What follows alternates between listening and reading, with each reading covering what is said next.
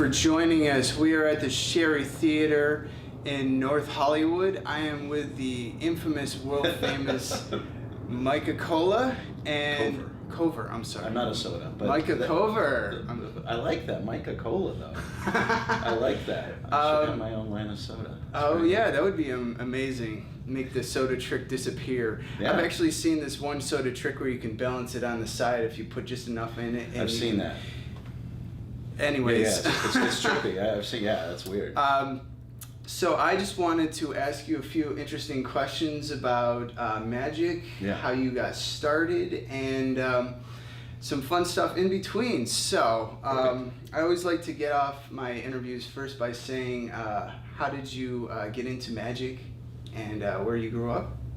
First of all, I got my first book when I was a kid. I got my first magic book when I was about 8 years old as a birthday present from my grandfather, and I was hooked. And about 2 decades ago, I thought, man, I'd like to get paid. So I've been doing it for money professionally for about 2 decades now. I grew up in more than one place, but before I came to California, I came from Raleigh, North Carolina, and I spent most of my life there. Yeah, man. Yeah, where are you from? Rochester, New York originally. Oh, Syracuse. I was born in Syracuse. Yeah, that's right. I was only there a few years. East Coast represent. Represent, yeah. I was only there for a few years, but I remember all the snow, and I'm sure you Oh, yeah. I remember the snow. It's yeah. crazy. Oh, my God. A fellow New Yorker. So, growing up as a kid, I'm sure you were inspired by somebody, or you had to have some sort of inspiration growing up. Yeah, a lot. I was a kid during the age when television was first really starting to experiment with magic specials. Mm-hmm. So you could turn on, you might remember, you could turn on the TV and there might be a magic special that night, and I would record them and just watch them to death. Then of course David Blaine showed up on the scene literally and just changed everything. He really understood how to use the camera and how to use modern technology. And he just changed the way we look at magic. And so it was guys like him, and of course David Copperfield, anytime he's on TV. I've gotten to see David Copperfield twice live, and that's something you'll never forget. But those are some of the guys who inspired me. A lot of people are most fond of the famous Houdini. Oh, yeah. And a lot of people say, oh, that was the main reason that I wanted to get into magic. Sure. A lot of people, yeah. David Blaine. My personal favorite is Chris Angel. Oh, I yeah. love Chris Angel's style. Every magician has a particular style, and yes. David is fond for his interesting style. I can see. Yeah. But Chris Angel also changed the game. Yeah. I've met him at the Magic Castle twice, and he was incredibly gracious to me, and I will never forget that. And yeah, like you say, Chris Angel changed things for us as well. So we owe a lot to him. And he's kind of controversial. He has a very strong, even aggressive personality, especially on camera. Mm-hmm. But again, I've met him twice personally. He was incredibly kind to me, and no one can deny that he has put an undeniable mark on magic forever, and we owe him for that. And he's like a completely different person off camera, just like everybody else. Well, that's a good point. And I believe that he's been coached, like a lot of celebrities, like a lot of entertainers, to present himself in a certain way on camera. Because when you meet this guy off camera, and he also has spearheaded this literally world-changing charity organization, in part inspired by his son, who has suffered through medical conditions. And he's changed the lives of all kinds of people, and he's just a good guy.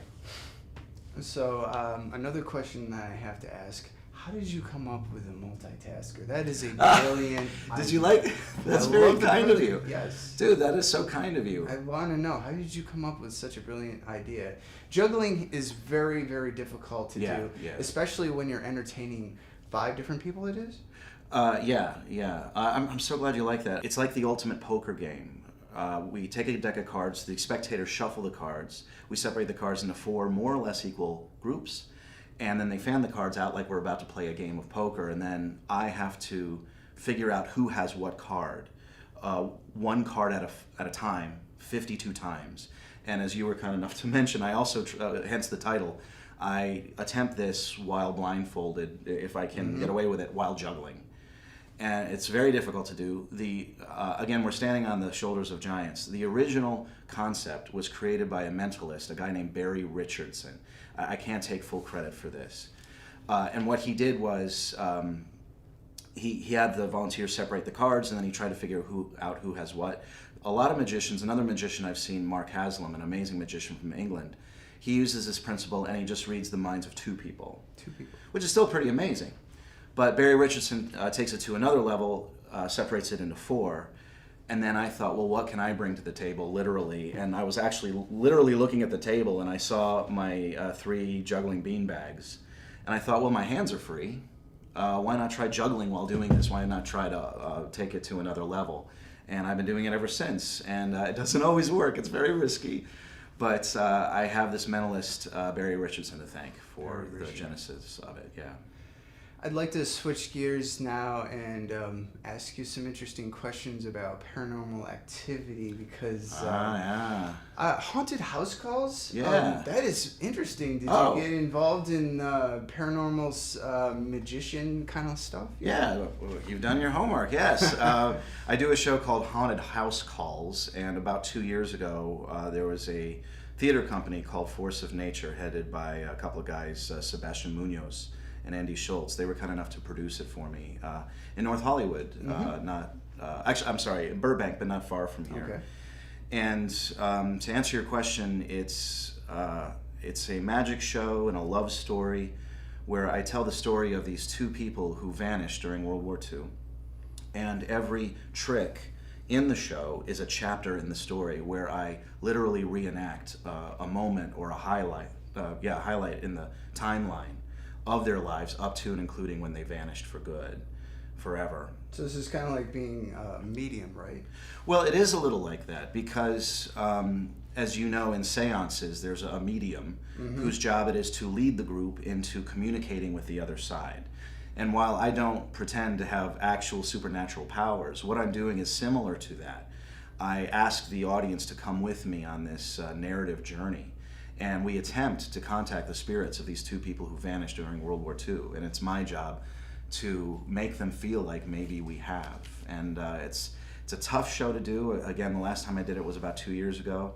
I'm going to do an element of it tomorrow night for a variety burlesque show called Peep Show Menagerie, so I'm grateful to them. It's not easy to do, but it's a lot of fun, and thank you for asking. So my next question, have you ever hypnotized? Are you able to hypnotize people? That's a good question, because a lot of magicians, they go into side skills, I guess, ancillary skills.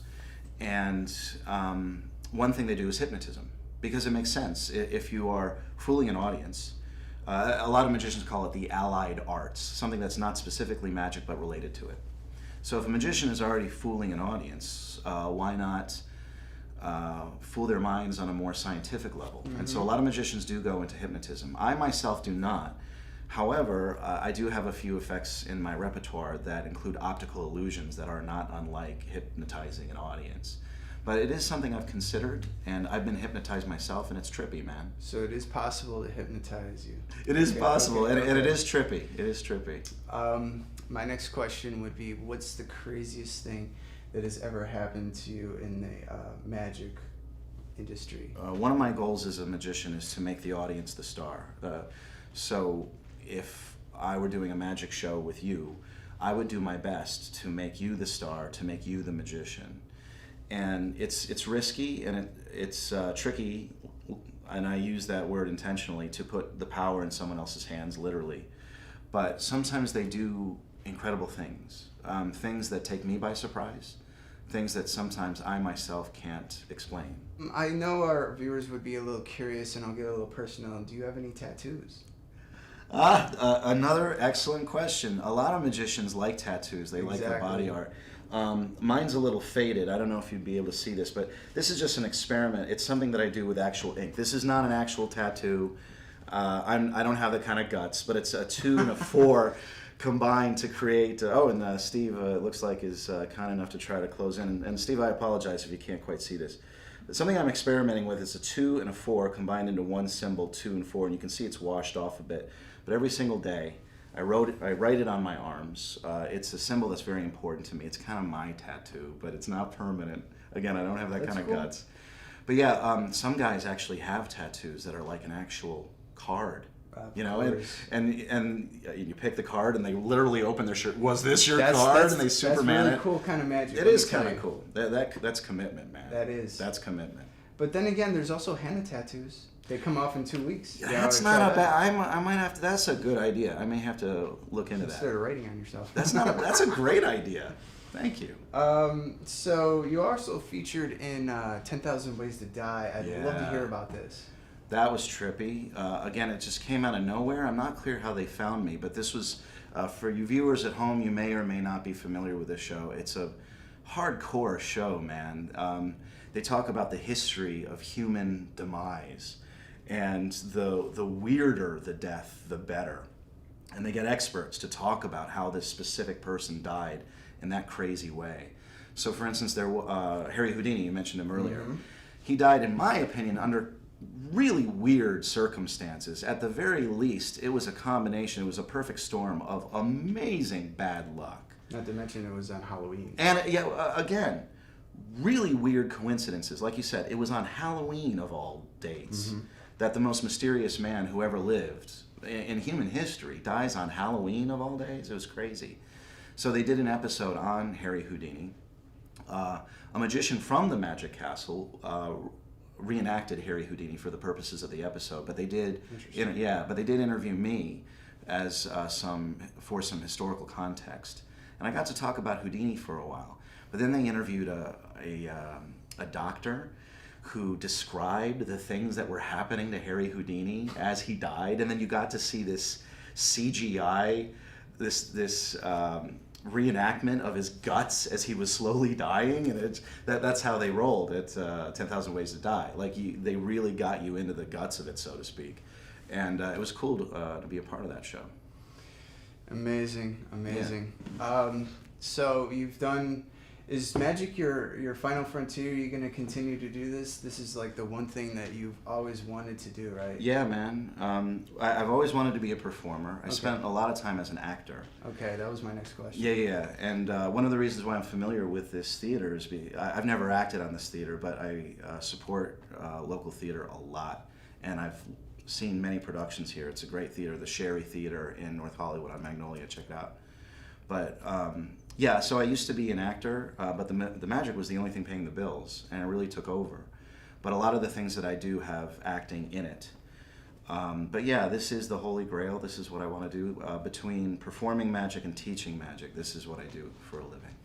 Are you left-handed or right-handed? Another good question. These are good. These are really good questions. I know. Yeah. I am right-handed, but as a magician, You're really got ambidextrous? right. Well, I wish I were ambidextrous because you could get so much more done. So a lot of magicians spend, even for obvious reasons, even more time on their what is it called, the recessive hand, the non-dominant hand, because they gotta get it to catch up with the other hand. So I actually do spend a lot of time working on my left hand because my dominant hand is the right. But I'm not ambidextrous. But there are some ambidextrous magicians, and they can get away with a lot. Yeah. Are you into astrological signs? What's your sign? One day a girl's gonna ask me that. I am a Virgo. Oh, he's a Virgo. Yeah, I was born on August 23rd, so I'm told this is on the cusp of Leo and Virgo. Those are the special ones that they're born on the cusp of a sign. Yeah. And a lot of magicians, I should know more about it, not because whether or not I believe in it is not as important as being familiar with it, because it is so directly related to magic. A lot of magicians do, the allied arts, a lot of them do fortune telling, even just for entertainment. And I've done tarot card readings for entertainment, and it helps to be a magician. That did make me a better tarot card reader. And being a tarot card reader did make me a better magician. So the two are closely aligned, whether you believe in it or not. Yeah. Do you believe in that? I'm somewhat of a fan. Okay. There's a little bit of trickery to it and mind manipulation, but can be. Yeah. It can, because it's almost like you're fed information that you want to hear. You know, that's a good point. They know that if they keep everything general and universal, vaguely positive, and try to stick to the things that you want to hear, it's going to make them seem a lot more qualified, whether it's true or not.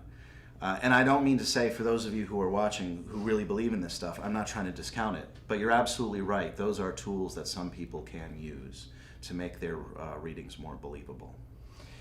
Okay, everybody, Micah Kova, it's been a pleasure. Oh, the pleasure's mine, man. Thank you. And I've had a blast. All right, thank you. Yeah. Take care.